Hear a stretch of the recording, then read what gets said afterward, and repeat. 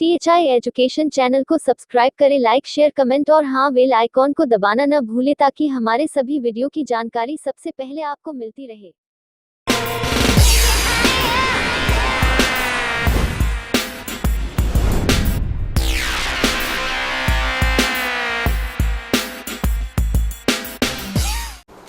Hello बच्चों, कैसे हैं आप सब? बढ़िया।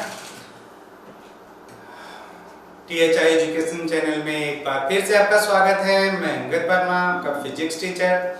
बच्चों, हम आप फिजिक्स सीख रहे हैं इंटरमीडिएट की, यूपी बोर्ड की। हम काफ़ी टॉपिक सीख चुके हैं, अपने वीडियो को देखा है, उसको जिस तरह से लाइक किया है, सब्सक्राइब किया है, उसके लिए आपको बहुत बहुत धन्यवाद। आगे भी अपने दोस्तों में शेयर करते रहें। आज बच्चों हम आपकी सेकेंड यूनिट जो कि चुंबकत्व है, मैग्नेटिज्म है, उसका लेक्चर नंबर फर्स्ट लेकर आए हैं। लेक्चर नंबर फर्स्ट में कुछ पुरानी बातें भी सीखेंगे, कुछ नई बातें भी सीखेंगे। मोस्टली पुरानी बातें बच्चों जो आप हाई स्कूल में सीखे हुए हैं, लेकिन सारी बातों का आपको फिर से इंटरमीडिएट में आवश्यकता है, बोर्ड के लिए भी और IIT JEE मेंस एडवांस के लिए भी सबकी आवश्यकता है। तो एक बार फिर से सबको रिवाइज करना है। आज किस लेक्चर में बच्चों को सीखना क्या है, चुंबकत्व है क्या, हम आप कक्षा 10 में भी सीखे हुए हैं, एक बार फिर से सीखेंगे। चुंबकत्व सीखे, चुंबकत्व के बाद हम सीखेंगे कि भाई चुंबकत्व की उत्पत्ति का कारण कौन है, या चुंबकीय क्षेत्र की उत्पत्ति का कारण कौन है। कारण के लिए भाई ऑर्स्टेड का प्रयोग सीखना है। ऑर्स्टेड ने अपने प्रयोग में जो सिखा दिया भाई आप उसको सीख गए कि भाई किसी तार में धारा प्रवाहित करेंगे तो तार के चारों ओर चुंबकीय क्षेत्र उत्पन्न होता है, ये तो ऑर्स्टेड प्रयोग से सीख जाएंगे आप। फिर कितना उत्पन्न होता है वो आप सीखेंगे बायो-सेवर्ट के नियम से। बायो-सेवर्ट के नियम से आप सीख जाएंगे कि चुंबकीय क्षेत्र तार में धारा बहने से जो उत्पन्न होता है वो कितना उत्पन्न होता है, और उस चुंबकीय क्षेत्र की दिशा सीखेंगे बच्चों हम दाएं हाथ की हथेली के नियम नंबर 1 से। तो आज के लेक्चर में बच्चों इतनी बातें को सीखनी है। हम क्रम से स्टार्ट करते हैं एक एक बातें।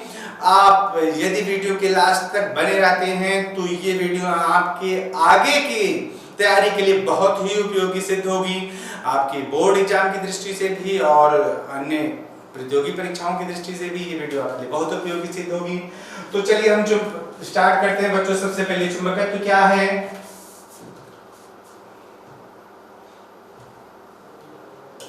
चुंबकत्व हम सीखे हुए हैं बच्चों, पहले से ही कक्षा 10 से ही सीखे हुए हैं। चुंबकत्व हम जानते हैं कि चुंबक लोहे के छोटे छोटे टुकड़ों को अपनी ओर आकर्षित कर लेता है। चुंबक में लोहे के छोटे छोटे टुकड़ों को अपनी ओर आकर्षित करने का जो गुण होता है बच्चों, वही चुंबकत्व होता है। सिंपल सी परिभाषा पट लोहे बैठा के रखिए। हम चुंबक भी सीखे हुए थे कक्षा 10 में बच्चों। चुंबक क्या होता था, लोहे के छोटे छोटे टुकड़ों को आकर्षित करता था। दो प्रकार के चुंबक होते थे बच्चों, एक प्राकृतिक चुंबक था, एक कृत्रिम चुंबक था। प्राकृतिक चुंबक क्या था बच्चों, हम जानते हैं प्रकृति में मैग्नेटाइट नाम का एक पत्थर पाया जाता है, Fe3O4 है एक्चुअली वो मैग्नेटाइट। मैग्नेटाइट का नाम का पत्थर है जो पाया जाता है, जिसमें चुंबक के गुण पाए जाते हैं। तो वही हमारा प्राकृतिक चुंबक था। फिर कृत्रिम चुंबक भी आप सीखे थे। कृत्रिम चुंबक में आप सीखे थे कि कृत्रिम तरीके से लोहे, निकेल और कोबाल्ट के चुंबक बनाए जाते हैं बच्चों। आकार के हिसाब से उनका नाम रख दिया गया है। कुछ सुई के आकार का बनाया गया है जिनको आप चुंबकीय सुई जानते हैं। एक नाल चुंबक है जो नाल के आकार का होता है, जो छड़ के आकार का हो तो उसको छड़ चुंबक या दंड चुंबक बोला जाता है। तो आकार के हिसाब से उनका नाम रख दिया गया था। हम जाने भाई चुंबक दो प्रकार का हो गया था, प्राकृतिक और कृत्रिम। ये पुरानी बातें सिर्फ रिवाज दिमाग में कर ली कि प्रकृति में पाया जाने वाला मैग्नेटाइट नाम का पत्थर ही प्राकृतिक चुंबक है। कृत्रिम तरीके से बनाए गए चुंबक कृत्रिम चुंबक कहलाते हैं, जैसे चुंबकीय सुई, दंड चुंबक, नाल चुंबक, ये सब कृत्रिम चुंबक है। बच्चों, चुंबकों के कुछ गुण याद किए थे आप, कुछ गुण आप फिर से रिवाइज कर ले दिमाग में। क्या गुण याद किए थे आप? एक गुण याद किए थे कि स्वतंत्रता पूर्वक लटका हुआ चुंबक हमेशा उत्तर दक्षिण दिशा में ही ठहरता है। तो उत्तर दक्षिण दिशा में ठहरता है, जो सिरा उत्तर की ओर ठहरता है आप उसको उत्तरी ध्रुव, और जो दक्षिण की ओर ठहरता है उसको दक्षिणी ध्रुव कहते हैं। याद है? स्वतंत्रता पूर्वक लटका दें, अगर हम एक धागे से, हल्के से धागे से बांध कर एक चुंबक लटका दें तो हम जानते हैं वो हमेशा उत्तर दक्षिण दिशा में ठहरता है। जो उत्तर की ओर रुकता है सिरा वो उत्तरी ध्रुव, और जो दक्षिण की ओर ठहरता है सिरा वो दक्षिणी ध्रुव कहलाता है। दूसरा गुण याद किए थे कि चुंबक के समान ध्रुव में प्रतिकर्षण और विपरीत ध्रुव में आकर्षण होता है, मतलब यन यन को प्रतिकर्षित, यस यस को प्रतिकर्षित, लेकिन यन यस को अथवा यस यन को आकर्षित करता है। फिर हम गुण याद किए थे बच्चों कि चुंबक यदि लोहे की छीलन में डाल दी जाए तो वह लोहे के छोटे छोटे टुकड़ों को आकर्षित कर लेता है। हम ये भी देखे हैं अगर आप एक चुंबक को डाल दें तो आप देखेंगे किनारे पर छीलन ज्यादा लिपटेगी और बीच में कम लिपटेगी। तो सबसे मन में क्या बैठाना है कि चुंबक लोहे के छोटे छोटे टुकड़ों को अपनी ओर आकर्षित करता है। ये तो गुण हो गया। आकर्षण क्षमता कहाँ है ज्यादा? ध्रुवों पर। ध्रुवों पर आकर्षण क्षमता सबसे ज्यादा और बीच में सबसे कम, या बीच में एकदम बीचों बीच शून्य होता है। तो आपके मन में रहे कि चुंबक लोहे के छोटे छोटे टुकड़ों को अपनी ओर आकर्षित करता है। यह आकर्षण क्षमता ध्रुवों पर सबसे अधिक होती है और बीच में कम होती है। अगला गुण याद कर लें,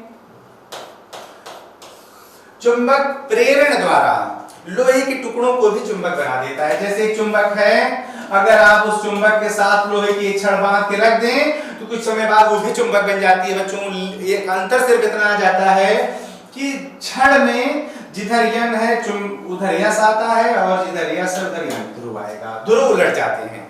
चुंबक के ध्रुव जिधर यन होगा छड़ में उधर यस आ जाएगा, जिधर यस होगा उधर यन आ जाएगा। तो और एक गुण याद किए थे कि चुंबक के अकेले ध्रुव का कोई अस्तित्व नहीं होता है। दूसरे शब्दों में आप यूं समझ लें कि किसी भी तरीके से चुंबक के ध्रुवों को अलग नहीं किया जा सकता है। नहीं अलग किया जा सकता। मान लो तोड़ दो फिर सब, भाई मन है स्वतंत्र है ये होता है सब, तोड़ दिए आप, इसको तोड़ देंगे तो क्या होगा? आपके मन में तो लग गया दो भागों में बढ़ जाएगा, दो भागों में बढ़ जाएगा बच्चों। लेकिन जो ध्रुव गायब हो रहा है, जैसे इधर से यस गायब हो रहा है तो अपने आप यस, इधर से यन गायब हो रहा है तो अपने आप यन, तुरंत ही दो चुंबक आपको मिल जाएंगे। यहां तक कि अगर आप तोड़ते तोड़ते उसको अणुओं और परमाणुओं में बदल देते हैं तो किसी चुंबक का प्रत्येक अणु भी, प्रत्येक परमाणु भी पूर्ण रूप से चुंबक होता है। दोनों ध्रुव होते हैं। मतलब हमारे कहने का समझ गए होंगे कि चुंबक के ध्रुवों को किसी भी प्रकार से अलग नहीं किया जा सकता है, या यूं समझ लें कि किसी अकेले ध्रुव का कोई अस्तित्व नहीं होता है। तो गुण चुंबक की बात फिर से रिवाइज कर लें। पहला गुण क्या है आपकी? स्वतंत्रता पूर्वक लटका हुआ चुंबक हमेशा उत्तर दक्षिण दिशा में ठहरता है। दूसरा गुण हम याद किए कि भाई चुंबक के समान ध्रुवों में प्रतिकर्षण और विपरीत ध्रुवों में आकर्षण होता है। तीसरा गुण हम याद किए कि चुंबक लोहे के छोटे छोटे टुकड़ों को अपनी ओर आकर्षित करता है। आकर्षण क्षमता ध्रुवों पर सबसे अधिक होती है, बीच में सबसे कम होती है। फिर हम याद किए कि चुंबक प्रेरण द्वारा लौह चुंबकीय पदार्थों में चुंबकत्व उत्पन्न कर देता है। लोहे के टुकड़ा हमने लगाया था ना, लोहे, निकिल, कोबाल्ट, ये लौह चुंबकीय पदार्थ हैं बच्चों। और चुंबक के साथ अगर कोई लौह चुंबकीय पदार्थ बांध के रख दिया जाए तो चुंबक उसमें प्रेरण द्वारा चुंबकत्व उत्पन्न कर देता है। फिर से याद कर लें गुण कि चुंबक प्रेरण द्वारा लौह चुंबकीय पदार्थों में चुंबकत्व उत्पन्न कर देता है। चलिए आगे बढ़े। फिर आपने याद किया कि अकेले ध्रुव का कोई अस्तित्व नहीं होता है। चुंबक के अकेले ध्रुव को किसी भी तरीके से प्राप्त नहीं किया जा सकता है, या किसी भी तरीके से चुंबक के ध्रुव को अलग नहीं किया जा सकता है, या अकेले ध्रुव का कोई अस्तित्व नहीं होता है। चलिए गुण खत्म बच्चों। गुण तो सीखे ही थे। फिर आप सीखे थे कक्षा 10 में ही चुंबकीय क्षेत्र। चुंबकीय क्षेत्र क्या सीखे थे कि किसी चुंबक के चारों ओर का वह क्षेत्र जिसमें रखी चुंबकीय सुई पर वह बल आघूर्ण आरोपित करता है, जिसके प्रभाव से चुंबकीय सुई किसी निश्चित दिशा में ठहरती है। एक चुंबक आपके सामने है, दंड चुंबक है। अगर उसके पास एक चुंबकीय सुई आप ले जाके रखते हैं तो आप देखेंगे सुई किसी निश्चित दिशा में ठहर जाती है। किसी निश्चित दिशा में ठहर जाती है। ये काम चाहे जहां सुई रख देंगे वहां ही ऐसा होता रहेगा। माने सुई किसी निश्चित दिशा में घूमेगी, घूमकर रुक जाएगी। तो घूमने का मतलब बल आघूर्ण लगा रही है। तो जिस क्षेत्र में बल आघूर्ण लगाती है वही क्षेत्र उस चुंबक का चुंबकीय क्षेत्र कहलाता है। और सरल समझना चाहते हैं तो चुंबकीय सुई भी बच्चों चुंबक ही है और ये भी चुंबक। हम जानते हैं चुंबक के समान ध्रुव में प्रतिकर्षण, विपरीत ध्रुव में आकर्षण होता है। जब सुई उसके पास ले जा रहे हैं मतलब चुंबक ले जा रहे हैं तो चुंबक जहां जहां तक आकर्षित या प्रतिकर्षित होगा वही इस चुंबक का क्या कहलाएगा? चुंबकीय क्षेत्र। तो चुंबकीय क्षेत्र की एक सरलतम परिभाषा कि किसी चुंबक के चारों ओर का वह क्षेत्र जिसमें वह दूसरे चुंबकों को आकर्षित या प्रतिकर्षित करता है उस चुंबक का चुंबकीय क्षेत्र कहलाता है। याद हो गया? किसी चुंबक के चारों ओर का वह क्षेत्र जिसमें वह दूसरे चुंबकों को आकर्षित या प्रतिकर्षित करता है उस चुंबक का चुंबकीय क्षेत्र कहलाता है। क्लियर सबके मन में? चलिए, चुंबकीय क्षेत्र सीख गए आप। भाई एक और परिभाषा सुई वाली भी आप याद कर सकते हैं कि किसी चुंबक के चारों ओर का वह क्षेत्र जिसमें रखी चुंबकीय सुई चुंबक के बलागुण का अनुभव करती है। किसी चुंबक के चारों ओर का वह क्षेत्र जिसमें रखी हुई चुंबकीय सुई चुंबक के बलागुण का अनुभव करती है, उस चुंबक का बच्चों क्या कहलाता है? चुंबकीय क्षेत्र। याद हो गया होगा। तो थोड़ा सा आगे बढ़ा जाए। किसी स्थान पर चुंबकीय क्षेत्र प्रदर्शित करने के दो तरीके हैं बच्चों। एक तरीका है चुंबकीय क्षेत्र की तीव्रता। चुंबकीय क्षेत्र की तीव्रता 10th में पढ़े थे आप, कैपिटल बी से प्रदर्शित करते थे, वेक्टर होता था। दूसरी हमको याद करनी है चुंबकीय बल रेखाएं। चुंबकीय क्षेत्र की तीव्रता और चुंबकीय बल रेखाएं क्या है बच्चों? चुंबकीय क्षेत्र की तीव्रता पहले याद कर लें। आपको कक्षा 10 याद हो तो आप पढ़े थे कि यदि L लंबाई का धारावाही चालक एक समान चुंबकीय क्षेत्र B में क्षेत्र के लंबवत रखा हो, क्षेत्र के लंबवत रखा हो या क्षेत्र से थीटा कोण बनाते हुए रखा हो, तो उस पर लगने वाला बल पढ़े थे F बराबर ILB sin थीटा। बच्चों हम यही सीखे थे कक्षा 10 में कि थीटा 90 तो F मैक्स होता है, बल सबसे अधिकतम हो जाता है और तब F मैक्स हम समझ गए थे ILB के बराबर हो गया। अगर हम I को 1 एम्पियर कर दें, मतलब तार में धारा कितनी बहाएं? सिर्फ और सिर्फ 1 एम्पियर, और तार की लंबाई भी बच्चों 1 मीटर कर दें, तो हम समझ रहे होंगे इस समीकरण 1 से कि F बराबर हो जाएगा या F मैक्स बराबर हो जाएगा B के। यही परिभाषा याद किए थे बच्चों आप कक्षा 10 में। यही परिभाषा एक बार फिर से यहाँ दोहरानी है आपको, सिर्फ रिवाइज किया जा रहा है, ताजा हो लें। और अगर कक्षा 10th में नहीं याद था तो उसको याद कर लें, लिख लें अच्छे से। कई बार रिवाइज किया जा रहा है, लिख के याद कर लेंगे, बार बार इसकी जरूरत पड़ती रहेगी। अब देखिए क्या परिभाषा आप लिखेंगे। कैसे रखा था चालक? लंबवत। कौन चालक था? 1 मीटर लंबा। कितनी धारा थी? 1 एम्पियर। तो क्या कह सकते हैं हम कि चुंबकीय क्षेत्र के लंबवत रखे एकांक लंबाई के किसी धारावाही चालक में 1 एम्पियर की धारा एकांक धारा प्रवाहित करने पर उस पर लगने वाला अधिकतम बल उस स्थान पर चुंबकीय क्षेत्र की तीव्रता के बराबर होता है। फिर से याद कर लें कि चुंबकीय क्षेत्र के लंबवत रखे थीटा 90 एकांक लंबाई के किसी धारावाही चालक में एकांक धारा प्रवाहित करने पर उस पर लगने वाला अधिकतम बल उस स्थान पर चुंबकीय क्षेत्र की तीव्रता के बराबर होता है। याद हो गया? फिर से सुन लें। एकांक चुंबकीय क्षेत्र में क्षेत्र के लंबवत रखे किसी धारा एकांक लंबाई के धारावाही चालक पर। फिर से याद कर लें। एकांक चुंबकीय क्षेत्र में क्षेत्र के लंबवत रखे एकांक लंबाई के धारावाही चालक पर लगने वाला अधिकतम बल उस स्थान पर चुंबकीय क्षेत्र की तीव्रता के बराबर होता है। चलिए इतनी बात याद हो गई है तो ये भी याद कर लीजिए, ये सदिश राशि है। सदिश राशि है तो दिशा भी याद कर लें। दिशा क्या होगी? किसी भी बिंदु पर चुंबकीय क्षेत्र की दिशा उस बिंदु पर रखी चुंबकीय सुई के S से N की तरफ खींची गई स्पर्श रेखा की दिशा। किसी भी बिंदु पर चुंबकीय क्षेत्र की दिशा उस बिंदु पर रखी चुंबकीय सुई के S से N की ओर खींची गई स्पर्श रेखा की दिशा होती है। याद कर लें, बिल्कुल भी भूलने ना पाए। चुंबकीय क्षेत्र की क्या दिशा? अगर कुछ रूल से याद करेंगे भी आप चुंबकीय क्षेत्र की दिशा निकालने के लिए। अगर उस रूल्स से दिशा याद हो निकल जा रही है तो कोई बात नहीं, अगर नहीं निकल पा रही है तो जहां भी दिशा निकालिए सुई रखिए और सुई के S से N की ओर खींची गई स्पर्श रेखा उस बिंदु पर चुंबकीय क्षेत्र की दिशा बताएगी।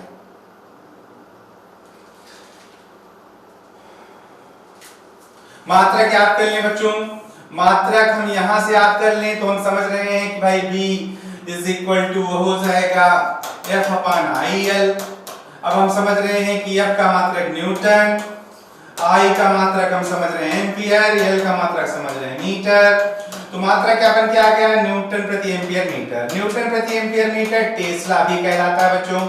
दो मात्रक याद कर लिए आप, एक न्यूटन प्रति एम्पियर मीटर, एक टेस्ला। दोनों बराबर होते हैं, एक न्यूटन प्रति एम्पियर, एक टेस्ला चुंबकीय क्षेत्र के बराबर होता है। एक टेस्ला की परिभाषा भी आप दे सकते हैं। सबको एक कर दीजिए कि अगर 1 मीटर लंबा कोई चालक जिसमें 1 एम्पियर की धारा बह रही हो, अगर चुंबकीय क्षेत्र के लंबवत रखने पर उस पर 1 न्यूटन का ही बल लगता है तो वही चुंबकीय क्षेत्र 1 टेस्ला कहलाएगा। उसके अलावा चुंबकीय फ्लक्स की परिभाषा से एक मात्रक और भी आप सीखेंगे, वेबर प्रति मीटर स्क्वायर। वेबर प्रति मीटर स्क्वायर। तीनों बच्चों MKS हैं, तीनों इक्वल होते हैं, तीनों में मान सेम होगा। तीनों याद कर लेंगे, एक न्यूटन प्रति एम्पियर मीटर, एक टेस्ला, एक वेबर प्रति मीटर स्क्वायर। एक और मात्रक होता है सीजीएस पद्धति में गॉस। गॉस भी चुंबकीय क्षेत्र का मात्रक है और एक गॉस 10⁻⁴ टेस्ला के बराबर होता है। याद हो गया? चार मात्रक हम रट लीजिए, चार से ज्यादा जरूरत न पड़ेगी। पहले न्यूटन प्रति एम्पियर मीटर, दूसरा वेबर प्रति मीटर स्क्वायर, टेस्ला, चौथा गॉस। गॉस छोटा मात्रक है, सीजीएस पद्धति का है और एक गॉस 10⁻⁴ टेस्ला के बराबर होता है। तो ये चुंबकीय क्षेत्र की तीव्रता खत्म। फिर से याद कर लें, चुंबकीय क्षेत्र की तीव्रता चुंबकीय क्षेत्र ही प्रदर्शित करता है सदिश रूप में। सदिश का मतलब परिमाण भी होगी, दिशा भी। परिमाण आप ज्ञात करेंगे, दिशा चुंबकीय सुई के यस से अंग की तरफ खींची गई स्पर्श रेखा की दिशा होती है। परिभाषा याद कर लिए, एकांक चुंबकीय क्षेत्र में किसी भाई एकांक लंबाई के धारावाही चालक में एकांक धारा प्रवाहित करने पर जिस भी चुंबकीय क्षेत्र में जितना अधिकतम बल लगता है वही बल उस स्थान पर चुंबकीय क्षेत्र की तीव्रता के बराबर होता है। परिभाषा यहीं से बैठा के रखेंगे सब कि भाई चुंबकीय क्षेत्र के लंबवत रखा है, कैसा चालक है, 1 मीटर लंबा, 1 एम्पियर की धारा बहने पर जितना अधिकतम बल लगेगा वही उस स्थान पर चुंबकीय क्षेत्र की तीव्रता के बराबर होता है। परिभाषा फिर से याद कर लें कि चुंबकीय क्षेत्र के लंबवत रखे, एकांक लंबाई के किसी धारावाही चालक में एकांक धारा प्रवाहित करने पर उस पर लगने वाला अधिकतम बल ही उस स्थान पर चुंबकीय क्षेत्र की तीव्रता के बराबर होता है। इतनी बात याद हो गई, तो हम आगे बढ़ जाएं। भाई चुंबकीय क्षेत्र की तीव्रता हमें याद हो गई। अब हम सीखने वाले हैं चुंबकीय क्षेत्र की उत्पत्ति का कारण। चुंबकीय क्षेत्र की उत्पत्ति का कारण तो बच्चों ये हम सिर्फ और सिर्फ साहू ने किया, उसको आप अच्छे से दिमाग में बैठा लें। प्रैक्टिकल करने के लिए आस्टर्ड ने किया क्या कि एक तार रखा, तार को एक कुंजी से जोड़ दिया, कुंजी और बैटरी की सहायता से स्विच और बैटरी से जोड़ दिया उन्होंने। स्विच बैटरी से जोड़कर उसी तार के समांतर उन्होंने एक चुंबकीय सुई को रखा। चुंबकीय सुई ऐसी है जो ऊर्ध्वाधर तल में घूम सकती है, जिधर जरूरत है उधर घूम सकती है। देखा क्या गया बच्चों, जब तक तार में कोई धारा नहीं बह रही थी, इस तार में जो तार आप देख रहे हैं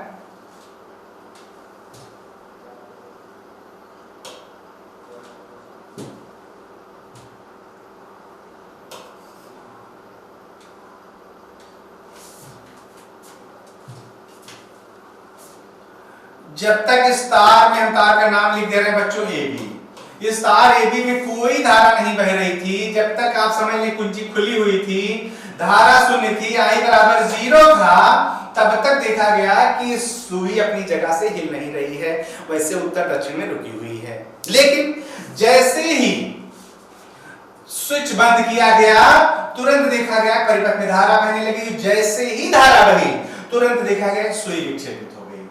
सुई विक्षेपित हो गई, जो उत्तरी ध्रुव था वो ऊपर उठ गया, मैंने पश्चिम की तरफ बढ़ गया, जो दक्षिणी था पूरब की तरफ बढ़ गया। तो मैंने सुई विक्षेपित हो गई। अब क्या मन में बैठा, थोड़ा सा प्रैक्टिकल और देख लीजिए। जब धारा की दिशा उलट दी, अब आप इसमें देख रहे हैं धारा धन से ऋण टर्मिनल की तरफ चलती है, इसमें धारा साउथ टू नॉर्थ चल रही थी, धन से ऋण की तरफ चल रही थी। तो विक्षेप आपने देखा, इसमें क्या किया गया कि धारा नॉर्थ टू साउथ किया गया। जब धारा की दिशा उलट दी गई तब क्या देखा गया कि विक्षेप की दिशा उलट गई। जो वेस्ट की तरफ विक्षेपित हुआ था, पूरब की तरफ विक्षेपित हुआ था, वो कहां विक्षेपित हो गया, पश्चिम की तरफ। तो क्या मन में बैठा आपके, सबसे पहले तो आपके मन में ये बैठ जाए कि सुई को अभी हम पीछे सीखे थे कौन विक्षेपित कर रहा था, किसी चुंबक का चुंबकीय क्षेत्र। जब चुंबक का चुंबकीय क्षेत्र उस सुई पर बलाघूर्ण लगा रहा था तब सुई घूम रही थी। और आपने कहा था कि भाई किसी चुंबक के चारों ओर का वह क्षेत्र जिसमें चुंबकीय सुई बलाघूर्ण का अनुभव करती है उसका चुंबकीय क्षेत्र कहलाता है। यहाँ भी तो आप, यहाँ तो कोई दूसरा चुंबक रखा नहीं है, फिर भी सुई घूम रही है, सुई बलाघूर्ण का अनुभव कर रही है, घूम रही है, तो निश्चित रूप से इस तारों में धारा प्रवाहित करने से तार के चारों ओर उत्पन्न हुआ चुंबकीय क्षेत्र। यही आस्टेट के प्रयोग से पता चला। तो आस्टेट का प्रयोग हम सीख रहे हैं बच्चों। आस्टेट के प्रयोग की जरूरत कहां पड़ रही है, पहले तो ये आपके मन में बैठ जाए, क्या कहां जरूरत पड़ी, चुंबकीय क्षेत्र कहां उत्पन्न, कैसे उत्पन्न होता है ये पता लगाने के लिए। क्या है आस्टेट का प्रयोग, आस्टेट के प्रयोग में आस्टेट ने किया क्या, एक तार लिया, उसमें उन्होंने तार के समांतर एक चुंबकीय सुई रख दी। जब तक तार में कोई धारा नहीं थी तब तक सुई अपनी जगह पर स्थिर थी। जैसे ही तार में धारा प्रवाहित की गई, सुई विक्षेपित होने लगी। और एक बात किया गया, उन्होंने क्या किया कि जब इसी परिपथ में उन्होंने धारा नियंत्रक लगा दिया। धारा नियंत्रक लगाकर धारा नियंत्रक की सहायता से परिपथ में धारा के मान को घटाया बढ़ाया तो सुई का विक्षेप भी घटा बढ़ा। वो बात यहां भी की गई। जब धारा की दिशा उलट दी गई, उलटने के बाद फिर धारा नियंत्रक लगाया गया। धारा नियंत्रक लगाकर देखा क्या गया, जैसे ही धारा की दिशा उलट दी गई तैसे विक्षेप उलट गया। फिर धारा नियंत्रक की सहायता से जब धारा के मान को घटाया बढ़ाया गया तो विक्षेप भी घटता बढ़ता गया। अब आपके मन में ये बात बैठेगी, अगर नहीं बैठ रही है तो प्रैक्टिकली करके देख लीजिए। अगर आप किसी चुंबक के पास एक चुंबकीय सुई लेकर जाएंगे तो आप देखेंगे कि सुई किसी स्थान पर ज्यादा विक्षेपित होगी, किसी स्थान पर कम विक्षेपित होगी। तो आपके मन में क्या बैठेगा कि जहां ज्यादा विक्षेपित हो रही है वहां चुंबकीय क्षेत्र ज्यादा है, जहां कम विक्षेपित हो रही है वहां चुंबकीय क्षेत्र कम है। तो यहाँ भी वही बात हो रही है कि कभी ज्यादा हो रही है कभी कम हो रही है, लेकिन हो रही किसके प्रभाव से? तार में बहने वाली धारा के प्रभाव से। और आप दोनों प्रैक्टिकल से अगर ये बात समझ पा रहे होंगे कि तार में जैसे ही धारा बही, तार के चारों ओर चुंबकीय क्षेत्र उत्पन्न हुआ। जिस चुंबकीय क्षेत्र के प्रभाव को चुंबकीय सुई ने अनुभव किया और फिर आपने प्रयोग में जब धारा नियंत्रक लगाया तो आपने पाया कि धारा की परिमाण को बदलने पर या बढ़ाने पर विक्षेप भी बढ़ता है। तो इतने से हम क्या सीख जाते हैं? आस्टेट के प्रयोग से हम सीख जाते हैं कि यदि हम किसी भी चालक में धारा प्रवाहित करते हैं तो चालक के चारों ओर क्या उत्पन्न होगा? चुंबकीय क्षेत्र, जिसकी परिमाण और दिशा धारा की परिमाण और दिशा पर निर्भर करेगी। चुंबकीय क्षेत्र की दिशा आप जाने थे ऐसे की ओर है। भाई सुई जब विक्षेपित हो रही है तो दिशा भी बदल रही है, परिमाण तो बदलता है दिखाई दे रहा है कि कभी ज्यादा विक्षेपित हो रही है कभी कम विक्षेपित हो रही है। तो हम क्या सीख गए आस्टेट के प्रयोग से? बस इतने हमें याद ही करना था। आस्टेट के प्रयोग में क्या था नहीं याद करना है, क्या रिजल्ट निकला हमको यही याद करना। तो रिजल्ट क्या निकला कि यदि किसी तार में हम धारा प्रवाहित करते हैं तो तार के चारों ओर क्या उत्पन्न होता है? चुंबकीय क्षेत्र, जिसकी परिमाण और दिशा धारा की परिमाण और दिशा पर निर्भर करती है। तो इतने से हम क्या जान गए कि चुंबकीय क्षेत्र कहां से उत्पन्न हुआ है? तार में धारा बहने से। इसका मतलब है कि चुंबकीय क्षेत्र की उत्पत्ति का कारण कौन है? तार में बहने वाली धारा। भी तो यही पता चल रहा है। लेकिन हम धारा को क्या जानते हैं? धारा हम जानते हैं किसी चालक से एकांक समय में 1 सेकंड में प्रवाहित आवेश की मात्रा। तो 1 सेकंड में प्रवाहित आवेश की मात्रा अगर धारा होती है, फार्मूला आप याद किए थे, I = Q/T is also equal to NE/T। तो भाई आप धारा प्रवाहित कर रहे थे तो आप समझ रहे थे चुंबकीय क्षेत्र उत्पन्न हो रहा था। अब जिसकी परिमाण और दिशा धारा की परिमाण और दिशा पर निर्भर करे तो प्रैक्टिकल से पता चल रहा है। तो आपने कहा दिया कि चुंबकीय क्षेत्र की उत्पत्ति का कारण धारा है, लेकिन धारा तो हम समझते हैं बिना Q की धारा आएगी नहीं। इसका मतलब और पहले Q बने आवेश प्रवाहित होगा तब धारा बहेगी। तो इसका मतलब है कि तार में जब आवेश प्रवाहित हुआ तब तार के चारों ओर क्या उत्पन्न हुआ? चुंबकीय क्षेत्र। तो चुंबकीय क्षेत्र की उत्पत्ति का कारण कौन है? आप आवेश केवल नहीं कह सकते हैं, आप कहेंगे गतिमान आवेश। इसलिए नहीं कह सकते हैं कि तार में पहले से भी मुक्त इलेक्ट्रॉन थे। जब तक धारा नहीं बह रही थी तब तक भी मुक्त इलेक्ट्रॉन थे, लेकिन जब वही मुक्त इलेक्ट्रॉन चलने लगे, चलने के कारण धारा बहने लगी, तब तार के चारों ओर उत्पन्न हुआ चुंबकीय क्षेत्र। तो इसका मतलब ये हो गया कि चुंबकीय क्षेत्र की उत्पत्ति का कारण कौन है? चुंबकीय क्षेत्र की उत्पत्ति का कारण बच्चों याद कर लें, गतिमान आवेश। धारा भी याद कर सकते हैं आप, लेकिन मूल जड़ गतिमान आवेश है। चुंबकीय क्षेत्र की उत्पत्ति का कारण कौन है? गतिमान आवेश। एक बार और सीखा गया था। जब आप आवेश सीखे थे तब आप उस टाइम भी सीखे थे कि एक स्थिर आवेश केवल वैद्युत क्षेत्र उत्पन्न करता है। एक समान चाल से गतिमान आवेश वैद्युत क्षेत्र और चुंबकीय क्षेत्र उत्पन्न करता है, और असमान वेग से गतिमान आवेश या त्वरित आवेश वैद्युत क्षेत्र, चुंबकीय क्षेत्र साथ साथ विद्युत चुंबकीय तरंगों को उत्पन्न करता है। सीखे थे आवेश के टाइम पे, भूल गया हो तो फिर से याद कर लें। लेकिन यहाँ तो हमें आज सिर्फ आस्टेट का प्रयोग याद करना था। आस्टेट के प्रयोग से क्या पता चला कि किसी तार में धारा प्रवाहित करने पर तार के चारों ओर चुंबकीय क्षेत्र उत्पन्न होता है, जिसकी परिमाण और दिशा धारा की परिमाण और दिशा पर निर्भर करती है। इतनी बात याद करने के साथ साथ याद करें कि जो अर्थात चुंबकीय क्षेत्र की उत्पत्ति का कारण किसी चालक में बहने वाली धारा अथवा गतिमान आवेश है। मूल बच्चों गतिमान आवेश है। एक नंबर में पूछा जाता है कि चुंबकीय क्षेत्र की उत्पत्ति का कारण कौन है, तो गतिमान आवेश है। गतिमान आवेश धारा बहेंगे और धारा के प्रभाव से उत्पन्न होगा चुंबकीय क्षेत्र। तो आस्टेट का प्रयोग खत्म हुआ बच्चों।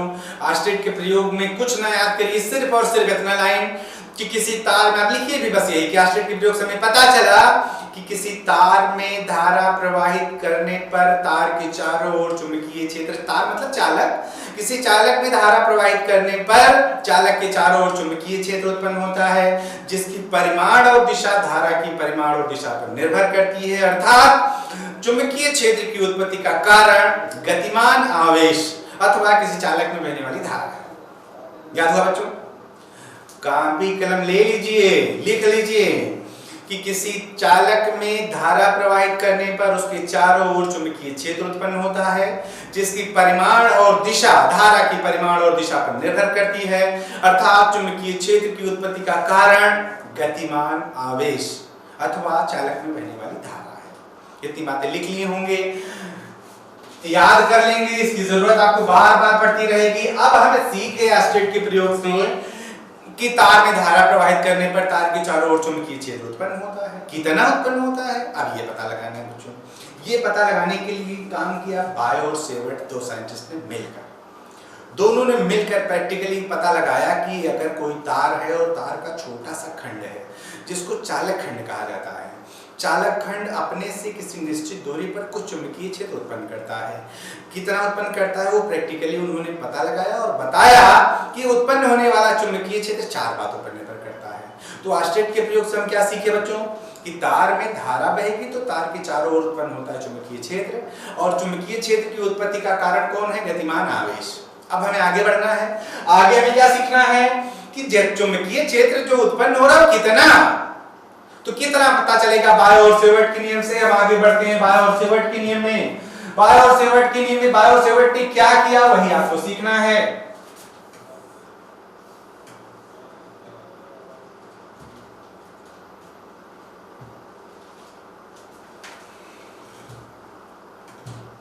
बायो सेवर्ट ने क्या किया, जो एक आप चित्र में देख रहे हैं, एक XY तार है, चालक है जिसमें कुछ धारा बह रही है। हम मान लेते हैं वो बहने वाली धारा I एम्पियर की है, वो धारा I एम्पियर की है।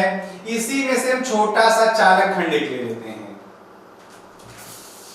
एक छोटा सा चालक खंड ले लेते हैं बच्चों, ये चालक खंड ले लेते हैं, नाम रख देते हैं इसका M है। इसकी लंबाई हम मान लेते हैं डेल्टा L है। धारा हम मान लिए बच्चों की हाँ I एम्पियर की धारा बह रही है।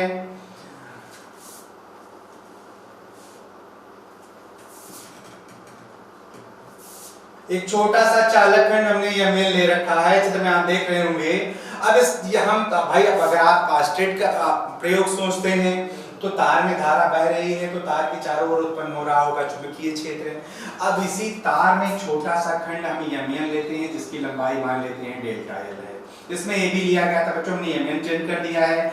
उससे r दूरी और थीटा कोण पर कोई बिंदु P है, इसी बिंदु P पर हमें चुंबकीय क्षेत्र ज्ञात करना है।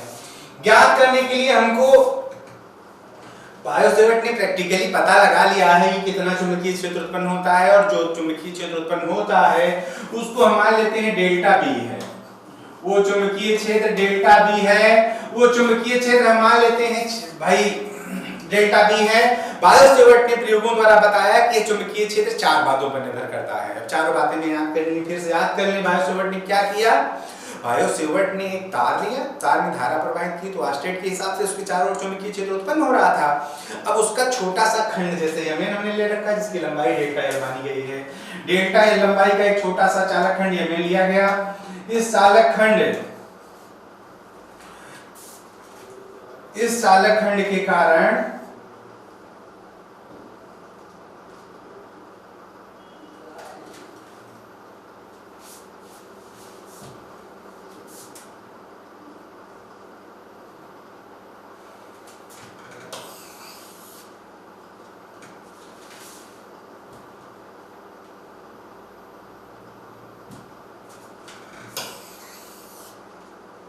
बच्चों ठीक है, फिर से बना देते हैं।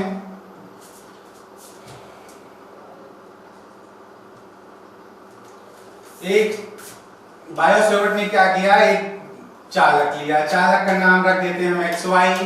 इस चालक में धारा बह रही थी। अब हम समझ गए कि धारा मान लेते हैं I एम्पियर की धारा बह रही थी। भाई धारा I एम्पियर की थी। इस चालक के चारों ओर चुंबकीय क्षेत्र उत्पन्न हो रहा था। इसी चालक में छोटा सा खंड ले लिया गया Mn, जिसकी लंबाई ले ली गई डेल्टा L। अब समझ ले डेल्टा L क्या है, इसको बार बार चालक खंड कहा जाएगा, धारावाही चालक खंड। तो एक धारावाही चालक था, ऐसा चालक जिसमें धारा बह रही हो वही धारावाही चालक होता है, उसका एक छोटा सा टुकड़ा धारावाही चालक खंड कहलाता है। तो एक छोटा सा धारावाही चालक खंड Mn लिया गया है। इसी से r दूरी और थीटा कोण पर कोई बिंदु P है। बायोसेवर्ट ने प्रयोगों द्वारा बताया कि बिंदु P पर उत्पन्न होने वाला चुंबकीय क्षेत्र चार बातों पर निर्भर करता है। अगर हम मान लें कि चुंबकीय क्षेत्र डेल्टा B है तो कौन चार बातें हैं? पहली बात है कि चालक खंड में बहने वाली धारा के अनुक्रमानुपाती। बच्चों यही याद करना हमको चारों बातें कि इस छोटे से चालक खंड के कारण r दूरी और थीटा कोण पर स्थित बिंदु P पर उत्पन्न होने वाला चुंबकीय क्षेत्र, जिसको डेल्टा B आपने माना है, चार बातों पर निर्भर करेगा। पहली बात आप याद कर लिए कि वहां चालक खंड में बहने वाली धारा के अनुक्रमानुपाती। दूसरी बात याद करनी है कि चालक खंड की लंबाई के अनुक्रमानुपाती। तीसरी बात बच्चों, चालक खंड से उस बिंदु को मिलाने वाली रेखा के बीच बने हुए कोण की ज्या। ये चालक खंड, ये उस बिंदु को मिलाने वाली रेखा, उसके बीच बने हुए कोण की ज्या, माने थीटा कोण बन रहा है।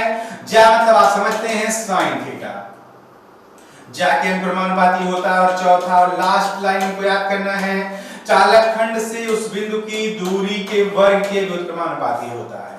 चालक खंड से उस बिंदु की दूरी के वर्ग के व्युत्क्रमानुपाती होता है।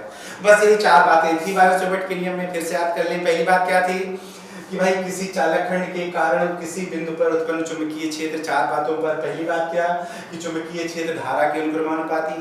दूसरी बात कि चुंबकीय क्षेत्र चालक की लंबाई, चालक खंड की लंबाई के अनुक्रमानुपाती।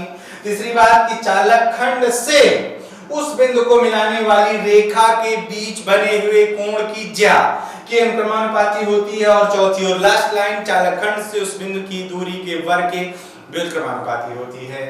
आप मिला दीजिए चारों को, कुछ रिजल्ट मिल जाएगा आपको।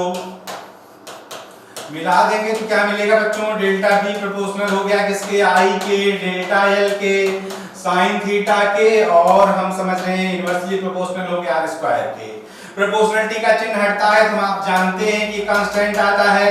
यहाँ कांस्टेंट बच्चों आता है μ0.4 पाई, आप अच्छा 10th में सीखे थे। यहाँ भी फिर से याद कर लें कि μ0.4 पाई एक नियतांक है। जहां आप सीख गए कि μ0.4 पाई एक नियतांक है।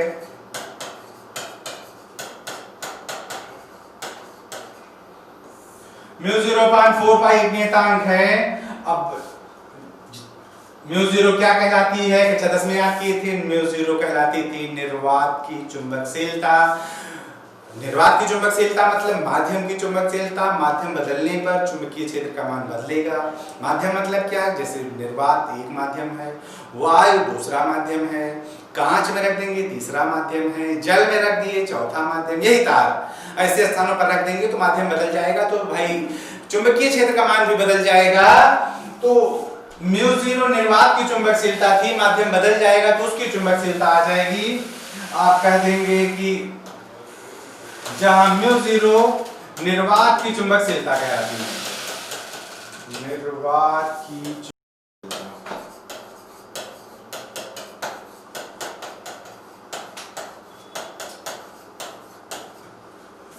भाई नियतांक का मान प्रयोगों द्वारा निकलता है। बच्चों याद कर लें आप कि इस नियतांक μ0.4 पाई की वैल्यू एकदम रटा रहे, μ0.4 पाई 10⁻⁻⁷। मात्रक भी याद कर लें, मात्रक आप निकाल सकते हैं। मात्रक होगा बच्चों न्यूटन प्रति एम्पियर स्क्वायर। हम निकाल के भी दिखाते हैं आपको, पहले आप वैल्यू याद कर लें। μ0.4 पाई की वैल्यू 10⁻⁷ है। μ0 का मान याद करना है तो 4 पाई × 10⁻⁷ न्यूटन प्रति एम्पियर स्क्वायर है। मात्रक कहां से निकालेंगे भाई, अभी डेल्टा B का मात्रक आप पढ़े थे, क्या पढ़े थे, न्यूटन प्रति एम्पियर मीटर। न्यूटन प्रति एम्पियर मीटर। भाई डेल्टा V हो गया। I का आप पढ़ चुके हैं एम्पियर होता है। डेल्टा L आप जानते हैं लंबाई है मीटर होगा। साइन थीटा कोण की ज्या होती है बच्चों, लंब टेकण होता है, उसका कोई मात्रक नहीं होता। r दूरी है, मीटर स्क्वायर हो जाएगा। अब मीटर स्क्वायर की एक घात इस मीटर से, मीटर की एक घात इस मीटर से कट जाएगी। बचा हमारा, हमको भी 0.4 पाई निकालना है, बाकी इधर भेज दीजिए। एम्पियर इधर आ जाएगा, एम्पियर का एम्पियर में गुणा हो जाएगा। हम समझ रहे हैं कि एम्पियर स्क्वायर हो जाएगा और न्यूटन प्रति एम्पियर स्क्वायर। बचा बच्चों वही मात्रक हमने लिखा है। क्या लिखा है? न्यूटन प्रति एम्पियर स्क्वायर। तो याद हो गया होगा कि भाई मात्रक क्या होगा? न्यूटन प्रति एम्पियर स्क्वायर। हटा देते हैं इसको।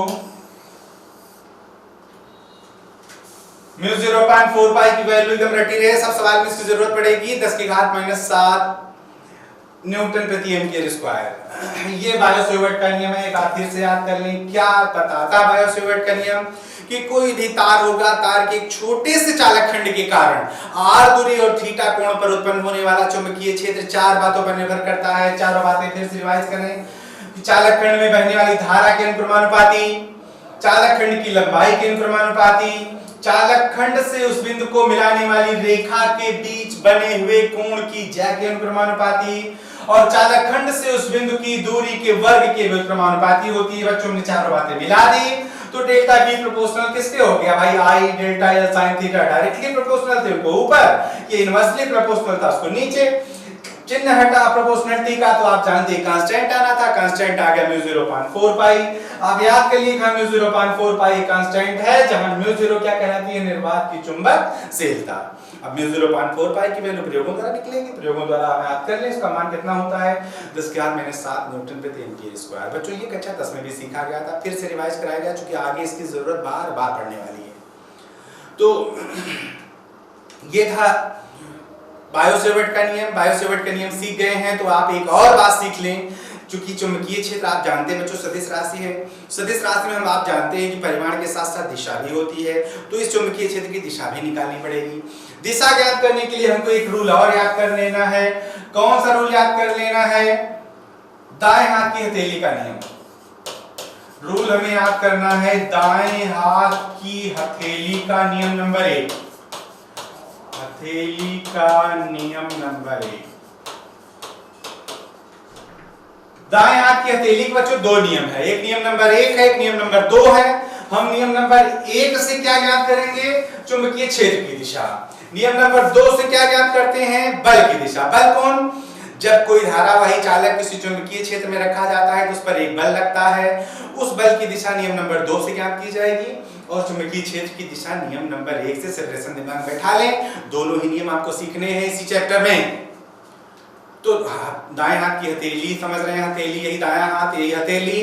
दाएं हाथ की हथेली का नियम नंबर 1 आप याद करें हमारे साथ। यदि हम अपने दाएं हाथ की हथेली इस प्रकार से फैलाएं कि अंगूठा धारा की दिशा में और फैली हुई उंगलियां उस बिंदु की ओर संकेत करें जिस बिंदु पर चुंबकीय क्षेत्र की दिशा ज्ञात करनी है। फिर से बैठाएं, अंगूठा किसकी दिशा में? धारा की। उंगलियां किसकी दिशा में? उस बिंदु की ओर संकेत करें जिस बिंदु पर चुंबकीय क्षेत्र की दिशा ज्ञात करनी है। तो हथेली के तल के लंबवत बाहर की ओर धक्का देने की दिशा, यही हथेली का तल है बच्चों। ये तल नहीं समझेंगे, तल यही होता है। हथेली के तल के लंबवत बाहर की ओर धक्का देने की दिशा चुंबकीय क्षेत्र की दिशा होगी। याद हो गया? फिर से करें। यदि हम अपने दाएं हाथ की हथेली इस प्रकार से फैलाएं कि अंगूठा धारा की दिशा में तथा फैली हुई उंगलियां उस बिंदु की ओर संकेत करें जिस बिंदु पर चुंबकीय क्षेत्र की दिशा ज्ञात करनी है, तो हथेली के तल के लंबवत बाहर की ओर धक्का देने की दिशा ही चुंबकीय क्षेत्र की दिशा होगी। लिख लें, कॉपी पर रट लें, क्योंकि बिना दिशा निकाले आपसे सवाल न लग पाएगा। तो भाई 1 नंबर का सवाल आया, आप परिमाण बताए, परिमाण बताने में गुणा भाग देश का किए और दिशा नहीं बता पाए तो आधा नंबर कट। आधा नंबर कट मतलब समझ रहे हैं ना? बाहर आके खोपड़ी अपनी खुजलाएंगे बार बार कि यार थोड़ा सा याद कर लिए होते तो आधा नंबर और आ जाता। तो आधा नंबर वो याद करने के लिए आप उसको रटना है, एकदम समय में बैठा लेना। फिर से बैठाएंगे। यदि हम अपने दाएं हाथ की हथेली इस प्रकार से फैलाएंगे, अंगूठा किसकी दिशा में? धारा की दिशा में, और फैली हुई उंगलियां चारों उस बिंदु की ओर संकेत करें जिस बिंदु पर चुंबकीय क्षेत्र की दिशा ज्ञात करनी हो, तो हथेली के तल के लंबवत बाहर की ओर धक्का देने की दिशा ही चुंबकीय क्षेत्र की दिशा होगी। दिखाते हैं हम आपको। जैसे हमारे इस चित्र में आपसे कोई पूछ ले कि भैया बताओ हमें बिंदु P पर चुंबकीय क्षेत्र की दिशा क्या है, तुरंत दाहिना हाथ खोलो, अंगूठा कर दो धारा की दिशा में, देख रहे हो धारा की दिशा में अंगूठा हो गया, धारा ऊपर की ओर जा रही है। और अब अंगुलियां किसकी ओर करेंगे आप, उस बिंदु की ओर। तो कहां निकालना है, बिंदु P पर, बिंदु P की तरफ कर दीजिए। तो अब धक्का कहां लगाएंगे बच्चों, ये हथेली का तल था, इसे धक्का लगा देंगे। तो क्या लिखेंगे, धक्का किधर लग रहा है, ब्लैक बोर्ड के तल के लंबवत अंदर, दिशा यही लिखनी है, ब्लैक बोर्ड के तल के लंबवत अंदर की ओर। और एग्जांपल हम बताते हैं आपको, और एग्जांपल देखिए, जैसे मान लीजिए ये तार है, आपसे कहा दिया जाए कि इस दिशा में धारा है, आपसे पूछा जाए बिंदु P पर चुंबकीय क्षेत्र बताइए, तुरंत हाथ फैला लेना, अंगूठा किसकी दिशा में, धारा दिखाई दे रहा होगा, और उंगलियां किसकी ओर, बिंदु P की ओर संकेत करें। तो आप धक्का किधर लगाएंगे बच्चों, तल के लंबवत बाहर की ओर, बाहर आपकी बाहर तो आपकी तरफ हो जा रहा है। इसका मतलब क्या दिशा लिखेंगे हम, ब्लैक बोर्ड के तल के लंबवत बाहर। आपके लिए बच्चों कॉपी होगी, आप लिखेंगे कागज के तल के लंबवत बाहर। हमारे लिए ब्लैक बोर्ड है तो ब्लैक बोर्ड के तल के लंबवत बाहर, आपके लिए कॉपी होगी तो कागज के तल के लंबवत बाहर लिखेंगे। और रिवाइज कर लें, जैसे मान लीजिए ये तार है, इधर धारा बह रही है, हमसे यहाँ कहा गया बिंदु P पर चुंबकीय क्षेत्र बताइए। तो जबरदस्ती ना हाथ यहाँ टेढ़ कर डालो तो हाथ टूट टाट जाए, ऐसे हाथ फैलाइए कि अंगूठा किसकी दिशा में, ऐसे दूर फैला लीजिए, कोई जरूरी नहीं ब्लैक बोर्ड में सटाना है। अंगूठा धारा की दिशा में, तो देख लीजिए धारा जा रही है उस तरफ, हमने अंगूठा उस तरफ कर दिया। बिंदु P नीचे था तो उंगलियों को हमने कहां कर दिया, नीचे। धक्का हमको इसी पे लगाना है, इस पर धक्का कहां लगेगा, आप समझ गए होंगे, ब्लैक बोर्ड के तल के लंबवत अंदर। आपके लिए कागज के तल के लंबवत अंदर, आप सीख गए होंगे, ना करिएगा, सीख गए ना, सीख गए हैं। ऐसे ही सवाल में भी आप अभ्यास करेंगे बार बार, और दो चार अभ्यास तो आप अपने आप ऐसे टेढ़ मेढ़ कहूं धारा दिखा दो, किसी बिंदु ले लो, अपने आप अभ्यास करके देख लो, और सवाल दो चार तो देख लो, दो चार सवाल में चित्र में दिया गया होगा, आप वहां चुंबकीय क्षेत्र की दिशा देख लीजिए, आंसर से अपनी मिला लीजिए, आप जान जाएंगे कि हम सीख गए एकदम अच्छे से। तो बच्चों आज की वीडियो यहीं खत्म होती है। ये वीडियो बोर्ड की दृष्टि से बहुत ही महत्वपूर्ण है। उसके अलावा आगे की जो टॉपिक आने वाली है, कल हम सीखेंगे किसी आवेशित नहीं बच्चों, किसी धारावाही कुंडली की अक्ष पर चुंबकीय क्षेत्र, धारावाही कुंडली होगी वृत्ताकार, उसकी अक्ष पर, उसकी केंद्र पर चुंबकीय क्षेत्र निकालना होगा। फिर उसके आगे की वीडियो में हम सीखेंगे एक अनंत लंबाई का रुजरेखी धारावाही चालक होगा, उसके कारण चुंबकीय क्षेत्र निकालना होगा। सब चुंबकीय क्षेत्र निकालने के लिए इस बायो सेवर्ट के नियम की, उसकी दिशा ज्ञात करने की, सारे रूल्स की एकदम आवश्यकता पड़ेगी।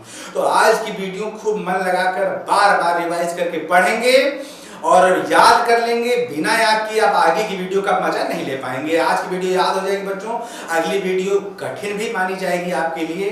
बच्चे मानते हैं, आप नहीं मानेंगे। और ये अगर याद रहेगा तो इतने दिलचस्प तरीके से वो आपके मन में बैठ जाएगी, बहुत ही कम समय में बैठ जाएगी, फिर आप सरल समझने लगेंगे आप उसको। तो आज की वीडियो बच्चों यही समाप्त होती है। अगली वीडियो लेकर हम फिर से हाजिर होंगे आपके लिए। तब तक के लिए धन्यवाद। सीखे कि चुंबक के कारण उत्पन्न हो रहा है, चुंबक के अलावा भी चुंबकीय क्षेत्र उत्पन्न होता है, और चुंबकीय क्षेत्र को उत्पन्न करके प्रयोगों द्वारा दिखाया ऑस्टेड ने। तो ऑस्टेड के प्रयोग से हम आप सीखेंगे कि चुंबकीय क्षेत्र की उत्पत्ति का कारण कौन है। तो चलिए हम आप सीखते हैं भाई ऑस्टेड का प्रयोग क्या है। ऑस्टेड का प्रयोग एक प्रैक्टिकल वाला रूप आपके सामने दिखाई पड़ रहा होगा। आप देख रहे हैं भाई, एक बैटरी लगी है, एक स्विच लगा हुआ है, एक वायर है जिसमें धारा बह रही है। इस बैटरी की सहायता से उस तार में धारा बह रही है। तार में धारा बह रही है तो क्या देख रहे हैं कि तार के नीचे ही एक सुई रखी हुई, चुंबकीय सुई रखी हुई है।